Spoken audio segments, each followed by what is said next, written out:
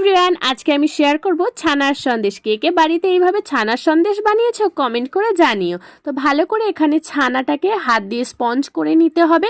আমি এখানে total 1 litre দুধের ছানা নিয়ে নিয়েছি। তারপর একটা ফাইন প্যানের মধ্যে চিনি দিয়ে ভালো করে নেড়ে চেড়ে এটাকে কিন্তু একদম লিকুইড ফর্মে নিয়ে আসতে হবে।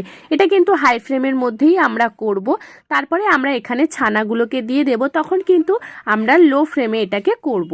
তো এটাকে ভালো করে নেড়ে চেড়ে নিতে হবে যেন না কোথাও লেগে যায় বা দলা পাকিয়ে যায়। তারপরে এখানে আমি একটা 10 টাকা দামে দুধের প্যাকেট ইউজ করলাম। এটাকেও ভালো করে মাখিয়ে নিতে হবে।